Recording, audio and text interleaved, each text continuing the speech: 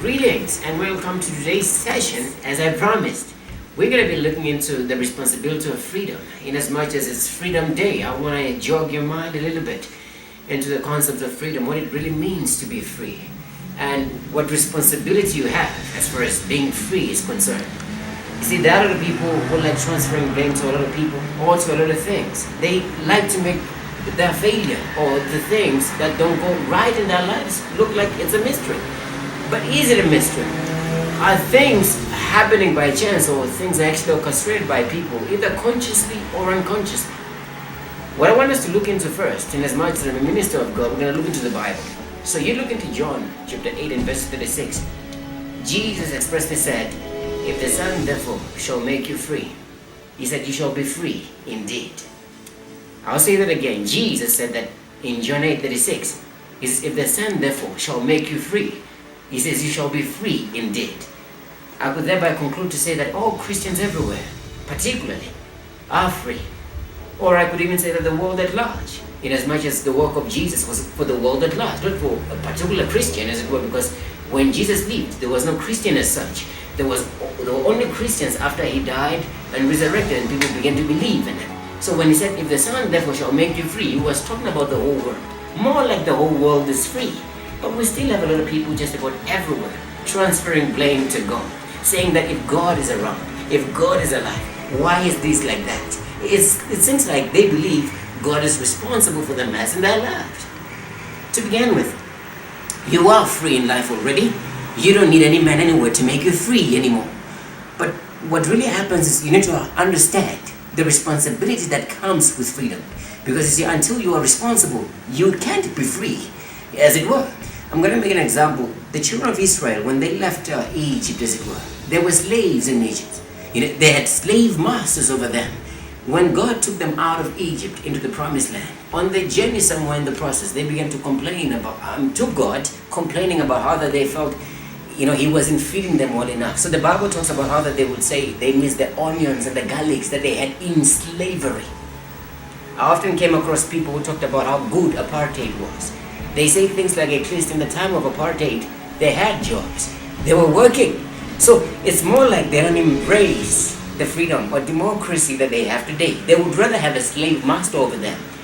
The element that's missing, the only reason they remember the past of slavery, is because of they haven't understood the concept of freedom.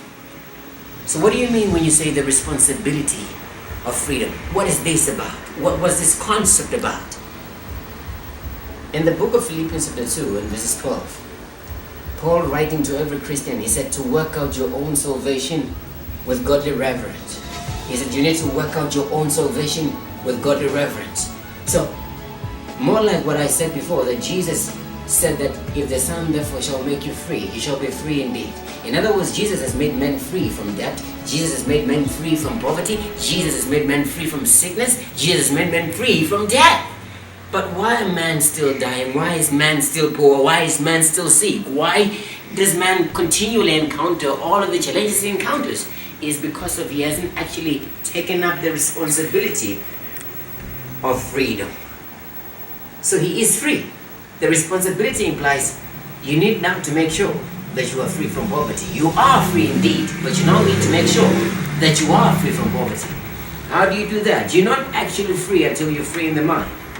What happened in Egypt, for instance, is that the Israelites were freed from physical slavery, but they still had slave minds. They still were enslaved in their minds, as they could recall the past and say, we miss the garlics we had in Egypt. The same thing is happening in our society today, particularly South Africa. So if you get an individual who tells you that apartheid is better, it's because he has been freed physically, but mentally he's still a slave. The unemployment crisis in South Africa are not a government responsibility on its own. It's not the government that's supposed to now secure a job for you. You see, I would say that you are free to go to school today. You are free to go to work anywhere you want today. You are free to do just about anything today. But you have a responsibility to see to it that you actually benefit from it. So if I can go to any school and study, what will I get out of it? Will I still go to school to obtain a degree? And if nobody gives me a job and then transfer blame to the government and say, because of the government I'm not working? Or I'm going to say, well, I'm completely free to decide how the quality of my life should be like. Take up the responsibility and create the work that I'm looking for. create the job that I actually want to have. This is the responsibility that comes with freedom. So being freed physically now, there are no more boundaries. What needs to happen is to be freed mentally. We now need to begin to engage in the responsibility, therefore, to assure that whatsoever things we're freed from, we actually begin to realize them and benefit from them. You are not supposed to stay unemployed anymore. And this is not the responsibility of the government alone. I'm not excluding them. I'm not excusing them from creating jobs where they need to. But what if they don't? You're going to sit down unemployed. I'm going to sit at home unemployed. You're going to do something about it. You're going to pick up the responsibility and begin to work on yourself and create the things that you want. You're not going to transfer blame to another person. That's being irresponsible. That's being as slave as it is. You're going to hold yourself responsible for the quality of your life. That's the responsibility of freedom. The quality of your life is not in the hands of God. It's not in the hands of your friend. It's not in the hands of some government somewhere. The quality of your life is in your own hands now. That's the responsibility that comes with freedom. So get education.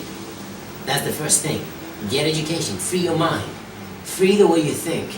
Stop believing that society owes you something, that the government owes you something. Understand that whatever things you need will actually come from you. Man can do something from you, but only to a limited extent.